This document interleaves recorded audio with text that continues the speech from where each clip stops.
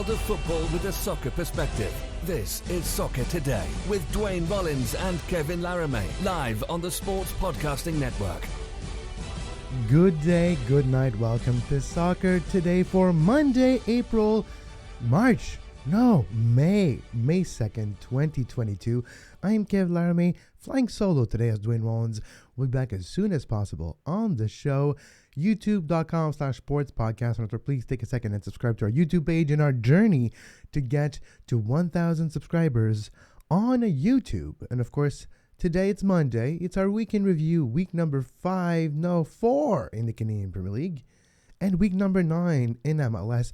We'll break down all the results from MLS and 5 games, statistically speaking. We'll talk about Nashville opening their new stadium, Geodis Park. We'll talk about it. We'll look at some pictures from that beautiful stadium, a $335 million stadium, 30,109 seat capacity.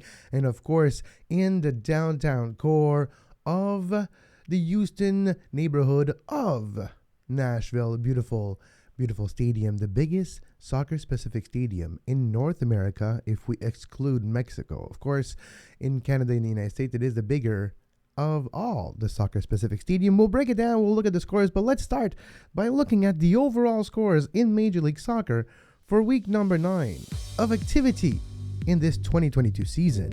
Austin and Houston. Houston at home versus Austin, a Texas derby. We will look at this result later today, statistically speaking, because Austin continuing their run of form. I am impressed by their play this year for Austin. Driussi continues to put the ball behind the line in the net. We'll look at this game later. Toronto-Cincinnati. We'll also look at this one later after beating Philadelphia the week before, giving Philadelphia the first loss of their season in 2022. On April 3rd, Toronto loses at home to Cincinnati. Things come at you fast in Major League Soccer, but Jesus Jimenez scored. We'll look at that later today. Salt Lake, LA. A big win for Salt Lake after a smash of 6-0 a couple weeks ago to NYCFC. Salt Lake gets a big victory at home against the Galaxy. A very up and down beginning of the season for the Galaxy. When they're up, they're really up. But when they're down, I guess they're really down. Montreal, Atlanta. We will break that one down, statistically speaking. A 6th straight game without a defeat in Major League Soccer. A 7th if we include the CCL. Montreal. Kamal Miller, Georgi Mihailovic, and Joaquin Torres with a big game, giving Montreal 3 points on a beautiful day at Stade Saputo. Columbus, DC United. Columbus 3, DC United nothing. This will be one of the games we break down statistically in just a few minutes. New England, they got a win. They're off the bottom of the East. We'll look at the results in a second, but big win for New England at home against Miami. I guess that's the Miami side we think they are. They have a Leonardo Campana, who has been really good for them this year. He has skewed their result, in my opinion, and Miami is a little lower in the hierarchy of teams in the Eastern Conference than they are in the standings right now, which we can go look at the standings as we speak. Here are the MLS standings in the Eastern Conference after the weekend, after week 9. This is for May 2nd, of course. Philly took the top of the East from New York with their draw against Nashville yesterday. We've talked about this big win from New York, and New York is now second in the East, 17 points. Orlando third. Montreal fourth by themselves. And we're talking about a great beginning of the season. For a team that played 6 of their first 8 games on the road, for a team that played on 2 different battlefronts, having the CCL, this is quite the result for Montreal this season. Montreal, 4th in the Eastern Conference. New York City FC, with their big win yesterday, 3-0 against San Jose, are back above the red line, are now 5th in the Eastern Conference. Columbus is 6th, Atlanta 7th. Equal on points to Toronto, which are 8. 9 is New England. That's tough to say quickly. 9 is New England. Charlotte, Cincinnati, Miami, Chicago, DC United. Let's go back to our scores as we move to the Eastern Conference. Kansas City, Dallas 2-2. Colorado, Portland 2-0. Interesting aspect here. There was a lot of red cards this year. This year, yes. This weekend, 2 and 1 in Colorado. But still, they got the victory here against Portland. When will Portland press the big red button? Only 11 points this year so far. They are in 10th in the standings. But to me, when I look at Portland, it's not the amount of points they have, it's how they get those points. It's how they look. It's not great. It's not progressing. I'm wondering, when will it hit the fan in Portland? NYCFC San Jose. San Jose tried to keep up. San Jose was giving a lot of trouble to New York City for the first few minutes.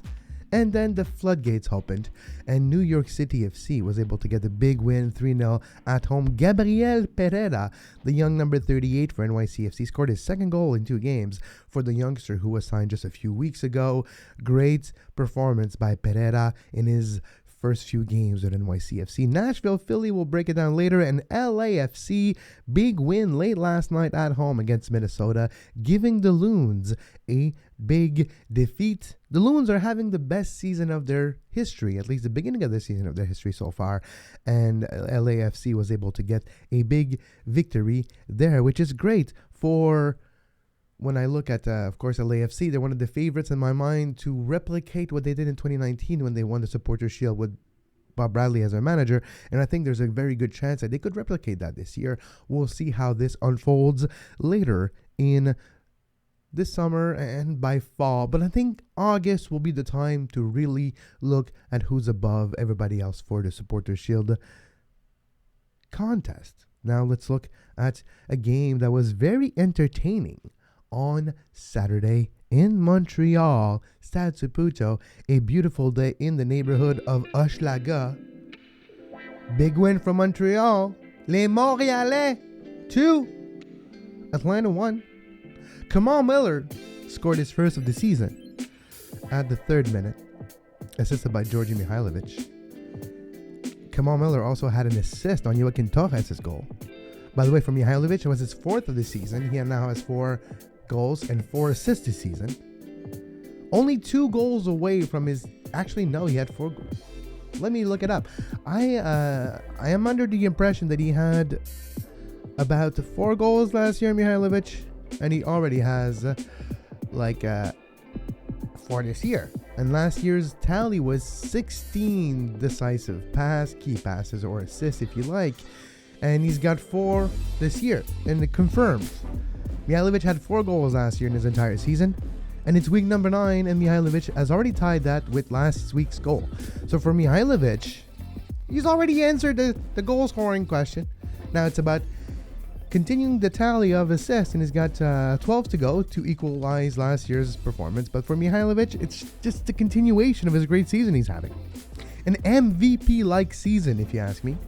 Him and Driussi are my top 2 right now this season in Major League Soccer. 15 shots, 5 By the way, I don't like to toot my own horn, but I guess I do like it. Go back to my season preview. Go back to what I was talking about when I was previewing Montreal's season. This is exactly what I predicted was going to happen. And if it goes the way I think, it's going to continue to grow in progression, and Montreal will be a top 3 team come playoff time. And then Montreal will be the one team nobody wants to play against in the playoff, and Montreal will make it to the MLS Cup final. They'll lose, but they'll make it to the final. That's my prediction here on Soccer Today, and I'm sticking with it so far. It's so good. 15 shots, 5 on target for Montreal. 38% possession. That's the lowest total for Montreal this season. But it doesn't matter. It comes in a win. Montreal is able to adapt to their opponent, and that's the first time this season I'm noticing a tactical adjustment that is not due to just Montreal's play, but is also due to how Atlanta plays, and a way to generate maybe less pressure, less gegenpressing, less pressing, but also less depletion of energy. Montreal is getting to a busy point of their calendar. They're going to have 3 games in 8 days in the next couple of weeks, and it will be a tough time. And you will need to rotate. Ahmed Hamdi made his first starting 11, first start of the season. Not that great, but because of the amount of possession they had, Montreal was actually smart in changing their tactic, taking them out of halftime, changing the way they were playing at that point to get that difference. And Camara was there to change it. So it was a very good tactical adjustment in my mind by Wilfred Nancy for this Atlanta game. Atlanta, 12 shots, 5 on target, 62% possession, 86% pass accuracy. But at the end of the day, what counts is the amount of goals you put in the back of the net. And Montreal was able to put one more than Atlanta on the day. Of course, number 10, Joaquin Torres scores when Montreal is celebrating the life of Guy Lafleur and giving him an honor. They had a badge on their shoulders, and they were wearing special jerseys in the training warm-up. And we're seeing the 10 score the winning goal in this one. Very fitting in a beautiful, poetic way to finish this day at Stade Saputo by seeing Montreal get all 3 points and make it all the way to 4th in the Eastern Conference.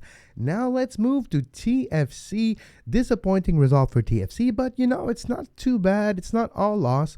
We have to remember Jesus Jimenez was able to once again score. Jesus Jimenez is one of the top goal scorers this year. He's one of the leaders in the Golden Boot race with Driussi, and I do believe that it's going to continue. Jesus finding a home in Toronto and finding a whole lot of new fans in this one. Let's have a look at the statistics between Toronto and Cincinnati. Jesus scored at the 65th minute to cut the lead down by 1, but weren't able to equalize this one.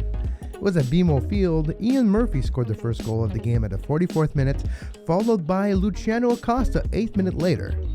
Cincinnati has a 3-5-1 record this year, their best beginning of the season in club history. Yes, it's not that hard to beat, but it is what it is. 3 wins out of 9 games for FC Cincinnati is a 30% winning rate, give or take a few percentage, which would equal to Cincinnati's best since they're joining MLS, because Cincinnati has been dreadful since joining Major League Soccer. 3-4-2 the record for Toronto this season. That's a lot more wins than we thought.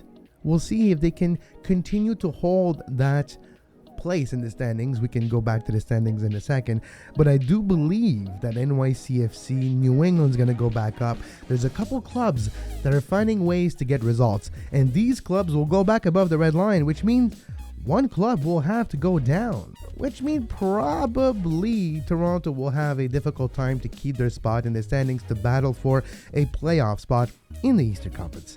Well, we see the stats here. 66% possession for Toronto, 11 shots, only 3 on target for a meager 27% of their shots on target. In this one, 615 passes, 82% pass accuracy, and 8 corners for Toronto. When we look at Cincinnati, Luciano Acosta getting goals after getting a lot of assists this year so far. Good performance by the former DC United man, now finding his true home in Cincinnati. Possession 34% for FC Cincinnati. They had a lot of passing, actually terrible passing accuracy, 68% versus to 82 for Toronto. But what I think is interesting is the amount of fouls in this one. 20 fouls, Toronto 12. It is by design, I think. It is a way for Toronto to equalize the talent gap they have with a lot of teams. Stop the progression in the midfield, stop the momentum and ball control of the other team. When they come to the midfield, you foul. You stop that transition, and then you have an opportunity to get the ball back. Bradley with some recoveries, and you can move forward from there. But that is by design. Toronto should have around 10 or more fouls per game, which on average, a soccer team would get about 7 to 8 fouls per game. 5 is low, 10 is getting high, 15 is extremely high. That's kind of like the ballpark you can think of when you look at fouls in MLS. But Toronto, a good result for them. Actually, no, they lost. But it's a good result for people who don't like Toronto, I guess. Which some of us in Montreal, I guess I betrayed my allegiances here. But when we look at TFC, still, I would count it as a good beginning of the season and still ahead of the plan, ahead of the blueprint of how to build this team. Last match we're gonna break down before we take the break here is Houston-Austin. Quite a performance by Austin on the road, but first of all, that goal by Sebastián Ferreira. At the 5th minute from midfield, he scores. And what's really interesting there is Brad Stuver, the goalkeeper of Austin, turns around, runs towards his net. He gets lobbed, and he's trying to jump to stop it, and he falls in his net, and he injures himself, and he's taken out of the game 5 minutes in. But Austin was able to turn it around, score twice. There, we had Daniel Pereira at the 39th minute and Sebastian Driussi at the 66th minute. Driussi, Golden Boot leader in MLS with Jesus Jimenez. Quite a performance this year by Sebastian Driussi, the front runner for MLS MVP so far this season. And it was quite an interesting weekend in Major League Soccer. Well, of course, after the break down Nashville's big opening of their new stadium, 1-1 draw against Philadelphia. We'll also look at Columbus' big win, and what a goal by my darling Darlington Nagbe against DC United during the weekend. We hope you stay with us after this short break when we continue our Week 4 review in the CanPL, but especially our Week 9 review in Major League Soccer. That and more after this short break. You are listening to Soccer Today. Follow us on Twitter at SoccerTodaySPN and like our Facebook page, facebook.com/Sports Podcasting Network. You can find the podcast version of all the shows we do on iTunes, Apple Podcast, Google Play Store, TuneIn Radio, iHeartRadio, and anywhere you get your podcast. And we're back on Soccer Today. Kev Laramie flying solo today. Dwayne Rollins will be right back as soon as possible. If you would like to support what we do financially, it is possible to do so at our patreon.com/sports podcasting network page. And on there, you can help us financially. You can also get some extra content that we do pump up from time to time. And your support is greatly appreciated as we continue to bring this show all the way up to 1,000 subscribers on YouTube. And thank you for clicking that subscribe button and that notification bell so you're made aware whenever we upload a brand new episode of Soccer Today. Nashville opened their brand new stadium, and I have to say, quite the stadium, quite the beautiful Geodis Park. 30,109 seats. $335 million for this beauty of a stadium. It is the biggest soccer-specific stadium in Canada or the United States. There's a lot of great things in this stadium. There's a big gift shop. There's a lot of food choices, some great Nashville chicken sandwiches. This is the place to be in Nashville if you want to watch soccer. Also, they're still unbeaten at home in over a year now, having drew their first game at Geodis Park. Nashville won. Mikel Ure scored the first goal, though. So here's the answer to the trivia question. Who scored the first goal in Geodis Park history? The answer is Mikel Hua, who scored the first goal at the 66th minute. Randall Leal scored the equalizer from the penalty spot at the 85th minute. This could have been a whole lot different. Nashville was pushing for it. They could have got a win. Hani Mokhtar did not have a clean look on net the entire game. And that's where maybe the victory lied, at the end of the boot of Hani Mokhtar, but he could never get it there. And that's unfortunate. They'll play a lot of games at home this year. Nashville haven't been exiled since the beginning of the season, playing 8 straight games on the road. Nashville will now collect the dividends this summer when they play at home, and it will be a difficult place to play because they'll be warm. It was 26 degrees Celsius, 80 something degrees Fahrenheit in yesterday's match for Nashville, and it will be an advantage for Nashville. Here are the statistics for this one. Nashville did get the better of the possession and the run of play in this one. 60% possession, 15 shots, 6 on target, 78% pass accuracy, 13 corners. Quite an impressive performance. A lot of those corners came in the second half late, putting pressure on Philly to get that game-winning goal that they did not get. But Geodis Park is a very interesting stadium. I really like the look of it. If you're wondering what Geodis is, it's a logistics company from France. So they do work in the logistics department, and they are the official logistics partner, of course, of Nashville SC in this one. But I am really impressed by how they're playing Nashville. They're going to grow into something very interesting in the next few weeks. If you look at the standings, Nashville ain't nothing impressive right now in the Western Conference, and we can look at it. But I do believe they're going to climb a lot of spots on that standings, because when we look at Nashville and the amount of games they'll play at home, they're going to get some points. And they're only 4 points away from the third spot in the Western Conference. And from there, they're 6 points from the top. The top will be difficult, second too. But I do believe before long, Nashville will be a playoff team, if not around 5 in the Western Conference. And that seems to be very possible, very likely. And I do think it's going to be the case for Nashville, that they will be a better team than anticipated, a better team than the beginning of the season. Their home games and their growth, and they're going to, of course, continue to grow. We'll see if the new contract of Hani Mukhtar and the new contract of Walker Zimmerman help or hinder this. It's interesting. They're both DPs now. Zimmerman wasn't before the extension earlier this week. But when I look at those things, I wonder if they actually will be a contender, because I kind of think they'll be up there, but do they have that firepower, that offensive firepower? It seems to be game-winning goals that is needed now. It's not just defense, it's goals. And can Nashville find the back of the net enough to compete with the LAFCs and the Austins of this world that have a high accuracy and a high rate of goal scoring per game? So we'll see if they can keep up the pace at all the different spots they are. Now we've talked about Nashville. Let's finish MLS review with looking at this game. Darlington Nagbe scored the third one for Columbus. I do like this one. Pedro Santos scored the first goal. Derek Etienne at the 43rd minute made it 2-0. And Darlington Nagbe at the 75th minute made it 3-0. It was never close. The scoreline could have been a way higher.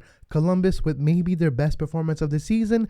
Columbus growing, coming into their own, and Darlington Nagbe showing how important he is for every single team that he plays for.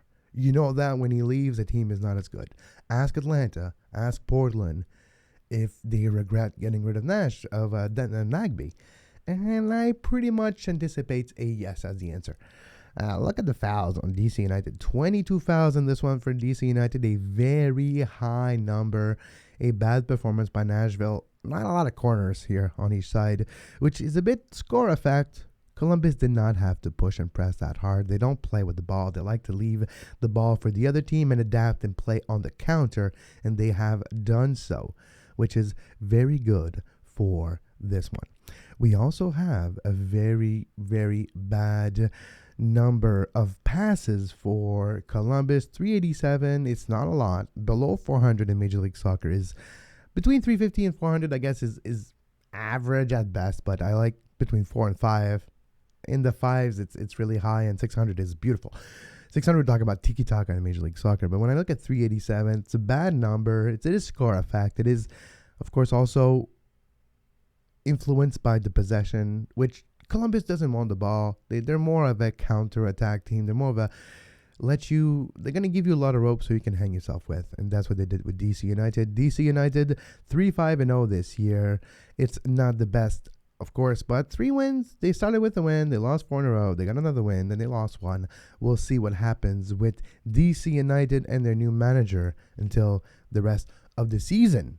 And now it's time to switch gears. It's time to switch league. It's time to talk about the Canadian Premier League with our Canadian Premier League Week 4 review. Let's look at the scores in the CanPL. In week number 4, there was one game postponed due to COVID, a COVID-19 outbreak. Forge and Valor's match that was supposed to take place Sunday at 2:30 p.m. has been postponed and will take place later this year. York United Atletico Ottawa, that took place on Friday, 2-2 draw between the two. HFX Wanderers FC Edmonton 3-1. Big win for the Wanderers that climbed back up to the table and are now back in a very good position, in a playoff position for HFX. Cavalry Pacific, finally a victory for Tommy and Cavalry. 2-0 for Cavalry, playing at home at Atco Field at Spruce Meadows. Quite a big victory for Cavalry. Ali Musa and Joe Mason scored for Cavalry. A clean sheet for Marco Carducci in his return. Marco Carducci had to deal with testicular cancer over the last few months. He came back and got a clean sheet, got a W, and got the first dub of the win of the year for Cavalry. Big victory. A blueprint just like Columbus that we just saw. 38% possession, 8 shots, 2 on target for this one. 262 passes, which is quite low, but it is what it is. 21 fouls, 6 corners for Cavalry, 9 shots, 4 on target. Pacific was in lack of efficiency in this one. 62% possession. They should have got a goal, but they weren't able to beat Carducci, who is one of the best goalkeeper, if not the best goalkeeper in the league. When the league started a few years ago, Nathan Ingham, who used to play with York 9 back in the day and now is the goalkeeper of Atletico Ottawa, was, in my opinion, one of the best goalkeepers in this league. Marco Carducci also, I think now with this performance, and we'll see in the next few weeks, I think it's still up for debate, but Carducci's definitely, with Jonathan Sirois, maybe the two best goalkeepers in this league. Which brings us to the Canadian Premier League standings after week number 4. They are quite interesting to see, and it moves a lot in the CanPL so far. Pacific still on top. Atletico Ottawa second with 7 points. HFX Wanderers is back to third place, 6 points. York United with a record of 1-1-2, 5 points. Valor fifth, 1-1-1, but they have, of course, one less game played. Same for Forge here. Do not let that influence you. Forge will go back up. Valor will stay there. HFX or York United is going to go down. Atletico, they showed me they could stay there. We'll see if they can keep that momentum going forward. Cavalry and FC Edmonton finish the standings. It's going to be a long season in Edmonton, and that's unfortunate. Shout out to Schmidt Schoen in Edmonton. Always love my interactions with Schmidt over the year. A classy player, a smart player, someone that is fun to talk to. Hope you enjoyed today's show. It is, of course, our review in MLS, and it is, to me, one of my favorite shows to do every single week. Looking at the numbers, looking at the stats, looking at the standings, looking at the progression, the storylines, and the teams that do better than anticipated, the teams that do worse than anticipated, and a mix of both. I love this sport. I love this league, and the two leagues that we cover here. I love, of course, them all, and I hope you enjoyed this video show. It's my pleasure to be able to be with you on an every single day basis. It's a privilege, and it's really fun to talk to you about the beautiful game on every single day. Over the next few weeks, things might not necessarily be different, but we'll hopefully pump up shows every day. I am, of course, assigned to some NHL playoffs, and hopefully it doesn't impede with this show too much. We'll have probably shows earlier than anticipated, as you can see today. But on that note, I'm Kev Larme. You can follow me on Twitter at Kev Larme. This show at Soccer Today SPN. Dwayne will be back as soon as possible, and you can also follow him on Twitter at 24th Minute. You can support us financially by going to patreon.com/sportspodcastnetwork, where you can give us a couple dollars a month, and that really helps us to keep this light on. Also, you can subscribe to the podcast everywhere you find your favorite podcasts. Spotify, Apple Podcasts, Google Podcasts, Spreaker, and everywhere else. Our show is available, and if you have a company and you are looking for advertising in a very affordable way, in also thousands and thousands of impressions on a daily basis, you can do so at sportspodcastingnetwork@gmail.com. But on that note, as always, I'm Kev Larme for Dwayne Rollins. We'll be back together very soon, but until then, have a great soccer.